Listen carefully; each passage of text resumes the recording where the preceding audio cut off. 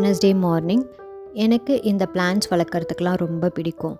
கல்யாணத்துக்கு முன்னாடி வரைக்கும் இந்த ஃப்ளவர்ஸ், ரோஸ், ஹைபிஸ்கஸ், டேரி பூ இது மாதிரிலாம் வளர்க்குறதுக்கு ரொம்ப பிடிச்சிருந்தது.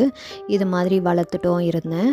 கல்யாணத்துக்கு அப்புறம் எனக்கு இந்த வெஜிடபிள்ஸ் அண்டு கீரைங்கள்லாம் வளர்க்குறதுக்கு ரொம்ப ஆர்வம் வந்துடுச்சு. இங்கே அப்பார்ட்மெண்ட்டில் குட்டி பிளேஸாக இருந்தாலும் பரவாயில்லன்னு சொல்லிட்டு ஒரு 4-5 செடிங்களை வச்சு வளர்த்துட்டு இருந்தேன். இதில் என்ன பிரச்சனைனா, ஒரு குட்டி குட்டியாக இந்த புழுக்கள்லாம் வந்துடுது. இங்கே நாங்கள் கட்டில் போட்டு இல்லை, கீழே தான் பெட்டு போட்டு படுக்கிறோம். அதனால் நிறைய பிளான்ட்ஸ் வளர்க்காமல் கொஞ்சமாக தான் வச்சு இங்கே வளர்த்துட்ருக்கேன். இந்த கொத்தமல்லிலாம் வேணும்னா அப்படியே பால்கனியில் போயிட்டு எடுத்துகிட்டு சமையலுக்கு ஃப்ரெஷ்ஷாக யூஸ் பண்ணிக்கிற மாதிரி இங்கே வளர்த்துட்ருக்கேன். இன்றைக்கி கிளைமேட் ரொம்ப கோல்டாக இருந்துச்சு. அதனால் இன்றைக்கி எனக்கு பிடிச்ச வெஜ் மோமோஸும் தக்காளி சட்னியும் தான் செய்திருந்தேன். இதுக்கு குட்டி குட்டியாக கட் பண்ண இஞ்சியும் பூண்டியும் ஃபஸ்ட்டு சேர்த்துக்கணும். அதுக்கப்புறமா கேரட், பன்னீர், கேபேஜ் இதெல்லாம் துருவி சேர்த்துக்கணும். ஆனால் எனக்கு துருவறதுக்கு கை வலிக்கும், சாப்பர் இருக்குது, அது எனக்கு கம்ஃபர்டபுளாக இருக்காது அப்படின்னு மிக்சியில் போட்டு எடுத்துக்கிட்டேன். இந்த கேபேஜ் மட்டும் கொஞ்சம் குழஞ்சா மாதிரி இருந்துச்சு. வருமோ வராதோன்னு நினச்சேன் மோமோஸு, ஆனால் டேஸ்ட் ரொம்ப நல்லா வந்துருந்துச்சு. ஸோ இந்த வெஜிடபிள்ஸ் எல்லாம் சேர்த்து ஒரு 10 நிமிஷம் மட்டும் கடாயில் கொதிக்க வைக்கணும். அதுக்கப்புறம் நார்மலான சப்பாத்தி மாவு மாதிரி பிசைஞ்சிட்டு அதில் கொஞ்சமாக நான் ஜைலியம் மஸ்க் சேர்த்துக்கிட்டேன். எப்போ சப்பாத்தி மாவு போட்டாலுமே இந்த ஜைலியம் மஸ்க் மட்டும் குட்டி ஸ்பூனில் 1 ஸ்பூன் சேர்த்துப்பேன்.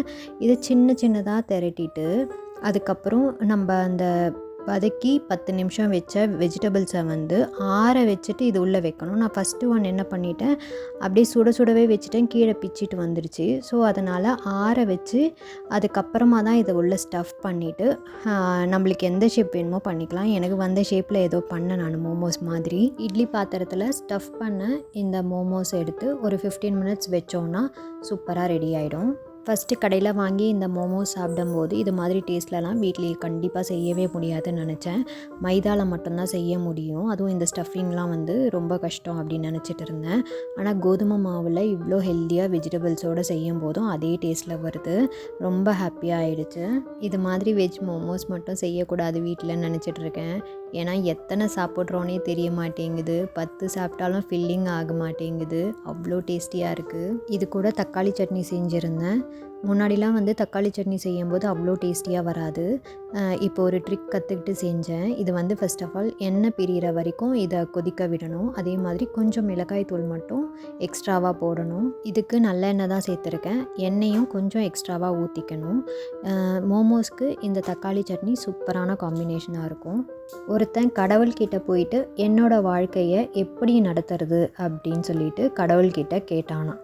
கடவுள் என்ன சொன்னாராம், உன்னோட ரூமை போய் பாரு, உனக்கு எல்லா பதிலும் அங்கேயே கிடைக்கும் அப்படின்னு சொன்னாராம். அவன் ரூமுக்கு போய் பார்த்த உடனே அவனுக்கு எல்லா பதிலுமே கிடைச்சிதான். மேல்கூரை சொன்னது உன் எண்ணங்களை உயர்வாக வை என்று, காத்தாடி சொன்னது என்ன மாதிரி குளிர்ச்சியாக கூலாக இரு என்று, கடிகாரம் சொன்னது நேரத்தை மதிக்கணும் என்று, கேலண்டர் சொன்னது என்னை மாதிரி உன்னையும் தினமும் புதுப்பித்துக்கொள் என்று, மணிப்பர் சொன்னது வருங்காலத்திற்காக சேமித்துக்கொள் என்று, கண்ணாடி சொன்னது உன்னை மட்டும் பார் என்று, விளக்கு சொன்னது என்னை மாதிரி அடுத்தவர் வாழ்க்கையில் ஒளியேற்று என்று, ஜன்னல் சொன்னது பரந்த மனப்பான்மையாக இரு என்று, தரை சொன்னது எப்போதும் கீழே பணிவாக இரு என்று, படிக்கட்டு சொன்னது வாழ்க்கையில் ஒவ்வொரு படியிலும் ஏறும்போதும் கவனமாக அடியெடுத்து வை என்று.